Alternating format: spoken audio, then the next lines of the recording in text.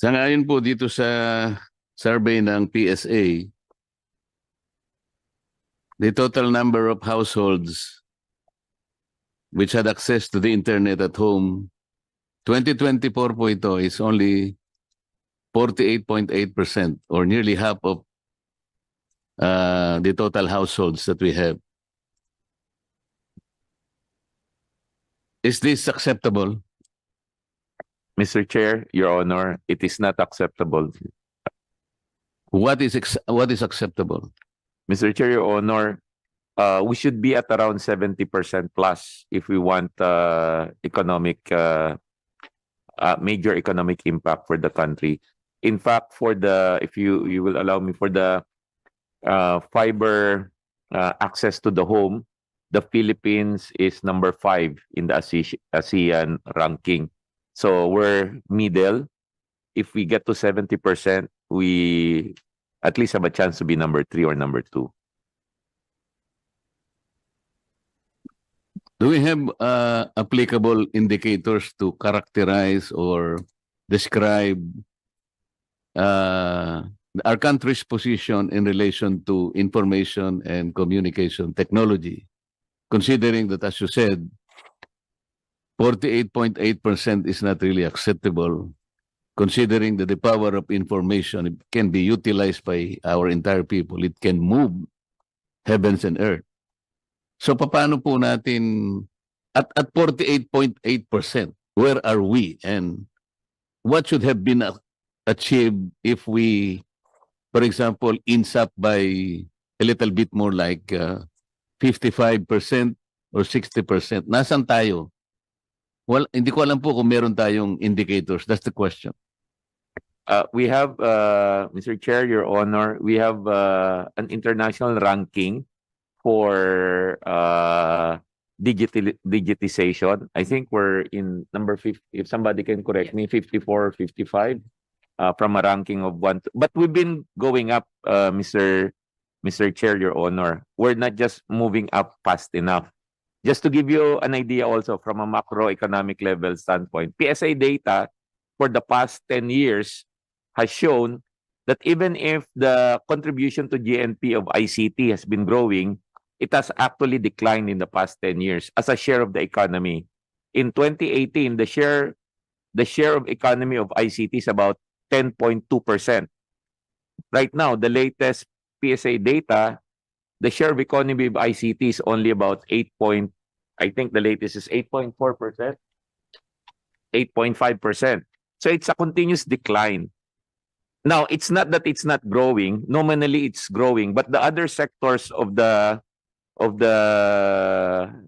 economy are growing faster than ICT, which is not acceptable. In other countries, Mr. Chair, Your Honor, we should be in the 15 to 18% of economy, because everybody in most countries right now are moving digital, or seem to be not growing as fast. So there's a lot of things we need to do, Mr. Chair, Your Honor, to play catch up. The nice thing though is we have a plan to catch up. We want to reverse the trend by end of 2025 and accelerate the growth of the ICT share of economy in the country by end of 2028. Kasi Mr. Chair, at 48.8%, that's about 13.6 million households ang meron lang access to internet. Kaya po ako nagtatanong ng indicator, sa ganitong kalagayan natin, nasaan ba tayo? Because if you base it, for example, from the Speed Test Global Index, ito yung media country speeds, September 2025, Mr. Chair. On mobile, the Philippines is number 70 out of about 107 countries and economies. So, tinalo po tayo ng Singapore, Mr. Chair, number 11. Vietnam is number 18. Malaysia is 22. Thailand is 27. Brunei is number 8. Ang tinalo po natin ang Laos. Baka malaos tayo, Mr. Chair, kapag hindi natin pinaigting yung ating internet, di ba? Sa fixed broadband naman, Mr. Chair, di ko alam po kung if you will confirm this, Mr. Secretary. Ang Pilipinas po ay number 56 out of 154 countries. Ang Singapore nananatiling number 1, Thailand is number 10, Vietnam is 11, Malaysia is 39. Dito naman, Brunei is number 82. Ito hindi ko maintindihan. Bakit number 8 siya sa mobile? Siguro hindi masyadong gamitin sa kanila yung fixed broadband. Siguro mas kabisado nila yung mobile. Okay na rin sa akin yun eh. Wala pa namang number 9 dito, Mr. Secretary. Baka naman from number 70, sumunod man lang tayo sa Brunei. Number 9 tayo, malaking bagay na nun. Hindi kaya dahil sa napakamahal ng gastusin. Example, itong another data na binigay ng PSA, ang average cost ng household per month is about 1,069 pesos. Siguro dahil masyadong mahal. Sa India yata, katumbas no, 5 piso lang. So, bakit kaya gano'n? How come India, it's almost free? Samantalang tayo, 1,000,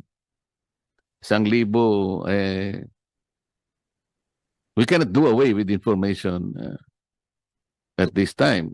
Malaki po ang, sabi nga ninyo, can you imagine if you are able to empower our people? Sa 70% na lang hindi natin alam kung anong i-contribute ng karagdagang information. Collective empowerment of our people. Siguro, yung 5.5% natin ng growth ng GDP, baka mag 10%. Because nasa 48.8%, less than one half. Baka yan ang answer to our dilemma here. Hindi tayo maabot-abot yung hanggang 5%, 5.5%, but pwede tayo makalumdag ng... Hindi ko makalimutan yung sinabi ni Secretary Recto. In order for us to grow at 30 trillion pesos GDP by next year, that will be about to support our national budget of 6.7%, which is 22% of our GDP. We need to grow at 7.5%. Can you imagine? Alam naman natin hindi tayo mag-grow at even 7% considering the doldrum that we are in now. So baka ito yung answer. Tama po. Mr. Chair, Your Honor, agree po ako, yan po yung sagot. Bigyan ko po ng konteksto. Maliban sa pagka nag-invest ka sa digital, bibilis ang trabaho, at magmumultiply yung productivity. Sa ekonomiya po, di ba, importante sa atin yung productivity index po. Hindi lang dodoble ang productivity index. Nakita na po natin yan. Imbis na pumila ka sa pagkuha mo ng lisensya, if you can apply anywhere, everywhere, makakatipid ka sa pamasahe, makakatipid ka sa oras, at 24/7 yan. Isa pong dimension po ng digital yan, kaya malakas ang multiplier effect niya sa economy. One is productivity. Imbis na nagpapasahan tayo ng papel, minsan nagme-message na lang tayo, mas mabilis. Pangalawa po, anti-corruption. So, yung mga bansa po na mataas ang digital index, makikita nyo rin po, mababa ang korupsyon. Ito po ay dahil sa sistema. Dahil transparent ang transaksyon at nawawala po yung wait time. Yung wait time po yung... Hindi kaya sinasadya nila na ganito na lang tayo kababa para yung corruption manatili? Tingnan mo na lang ang flood control. Alam mo kung yung kanilang mga tinatawag na PCMA and MYPS na ginagamit nila, kung paano nila malagyan ng coordinates yung mga flood control projects.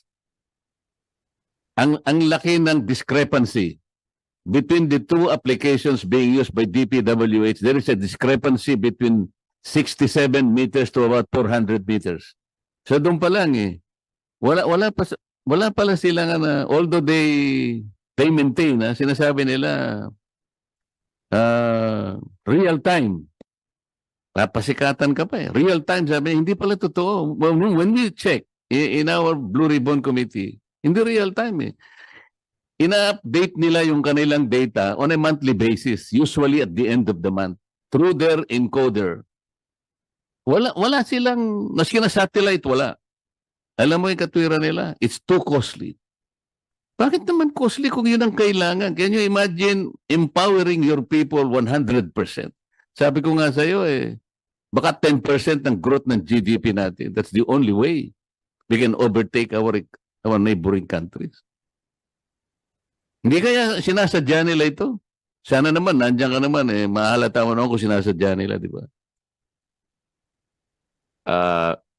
Mr. Chairman, Your Honor, hindi ko po mahuhusgahan kung sinadya o hindi sinadya. Ang nakikita ko lang po, kapag ang sistema po mahina sa digitization, marami po kasing nasisingitan ng human discretion. Mabuti na sabi mo yun. Ito yung problema ko, Secretary. You can use me as Exhibit A. Sa bahay namin, hindi ko po maintindihan ba't talagang napakina ng signal. Dito sa may kainta kami, dito sa Pilin Best. Alam mo siguro, di ba? Mr. Chair, ang kinuha ko po nung una na internet provider, Globe, talagang mahina pa rin.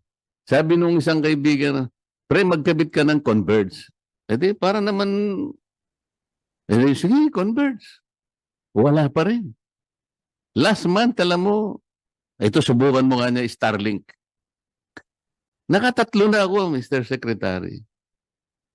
Hindi ko malaman kung saan ang panig ng bahay ko, kung bababa ako, lalo na kung kausap ko. Bigla na lang mamamatay, nakakahiya Kung tatakbo akong pababa o pupunta ako sa balko, hindi ko na...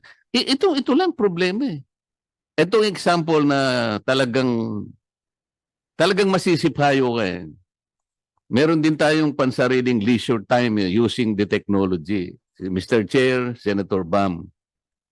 Ako pagpa inaaral ko yung flood control, hindi ko malaman kung saan ako mag-uumpisa. Dahil sa inis ko, mag-chess muna ako.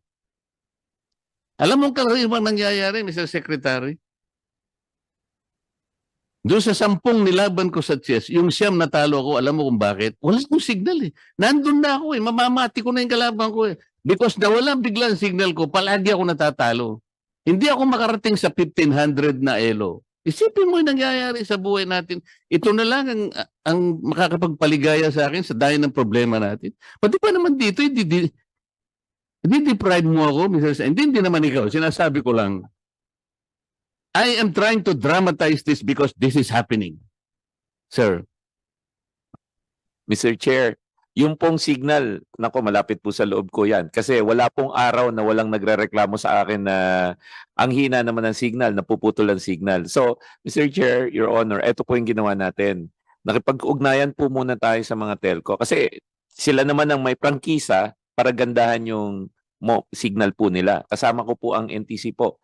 Sinabi po namin sa kanila, ibigay nyo sa amin ang mapa ng frequency quality nyo sa buong Pilipinas. Meron po silang tinatawag na drive test. Yung drive test po, sasakay sila sa isang vehicle, mag-iikot po sila. Ginagawa naman po nila yon, Mr. Chair, Your Honor. Pero hindi po kami mapaghintay. Ilinunsad po namin kamakailan through no cost to government po. Yung tinatawag namin Bantay Signal.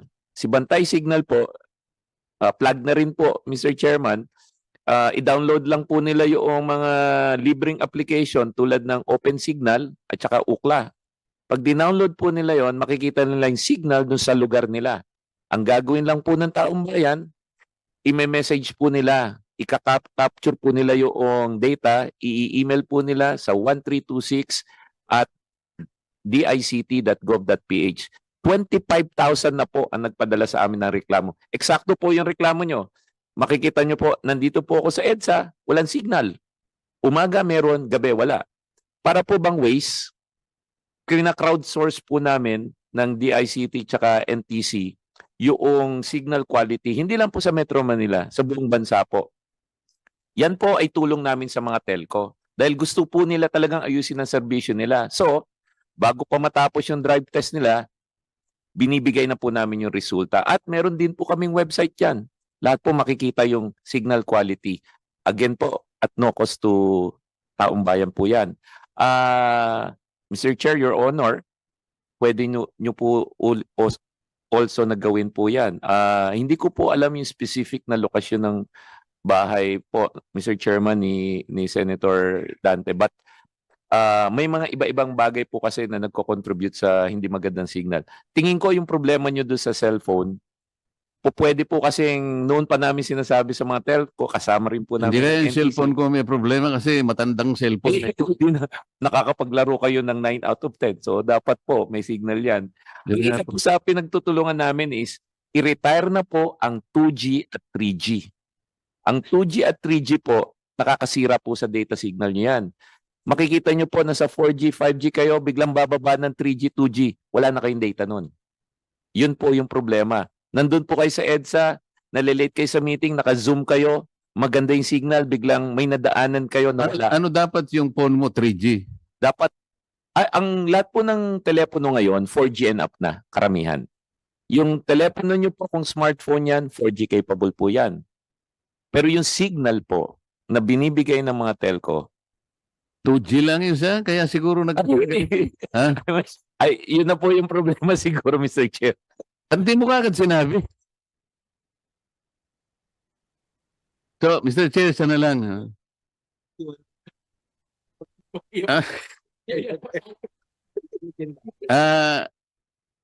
NTC. Meron po kasi akong nakita sometime in 2021, 2022, NTC launches an ICT modernization project. Tama po. This comprise of two systems. Yung GSM active and passive monitoring equipment at saka yung network benchmarking equipment. Yung total po nito is 950 million pesos. Will you confirm? Yes, Mr. Chair, we confirm po na may project po na ganyan. Ano po ang status nitong mga equipment na to, Mr. Chair? Mr. Chair, for the first part of the project, which is the benchmarking, upgrading of the benchmarking system, gumagana po yon, Mr. Chair. For the second part naman po yung ICT with the active and passive equipment po, gumagana din po yon, umiikot po yon, nagmo-monitor po ng mga frequencies. Kaya lang po, currently may problema kami sa power supply, pero we are working on it po. Kasi po yung device, nakalagay po siya sa sasakyan at nag-iikot po siya, mobile ano po siya, monitoring equipment. Meron lang problema ngayon with the power supply and a bit of warranty issue with the supplier, pero we work out po namin yun po para tuloy-tuloy po ang pag-ikot ng equipment, sir, Mr. Chair. Mr. Chair, hindi po kasi ganun yung nakuha kong information. Unang-una, yung pagkakabili. Siguro isang araw po ay mag-present na lang kayo ng report dito kasi yun lamang pong network benchmarking. Kasama po rito yung drive test vehicle, may accessories at mga components saka training. 390 million pesos po yun. Ano. Pero nung ipagtanong po namin, hindi po ganun kalaki pala ang inyong, medyo may problema po yung pagkaka-report sa inyo at doon sa nakuha kong information. Ano. Dahil sa 390 million ay parang yung, ang nag-supply po nito yung EEB solution, tama po? Yes, Mr. Chair, ano po siya, joint venture po siya with another entity po ata, Mr. Chair. Yes, yung capacity nung sinasabi nating facility. Halimbawa, kung talagang gumagana yan, bibigyan kita ng isang cell number, kaya mo bang i-identify ngayon kung saan ang gagaling? Kasi yun lamang ang pwede nating proof kung talagang gumagana yun o hindi. Mr. Chair, if given a chance po, we will get po other information dun sa project. And then magsasubmit po or magpe-present po kami ng report dito po sa committee, Mr. Chair. Yes, because there are some serious dito na parang may kaugnayan pa ito. Kaya hindi nyo nagagamit ngayon. No? They are not operational today. Tatlong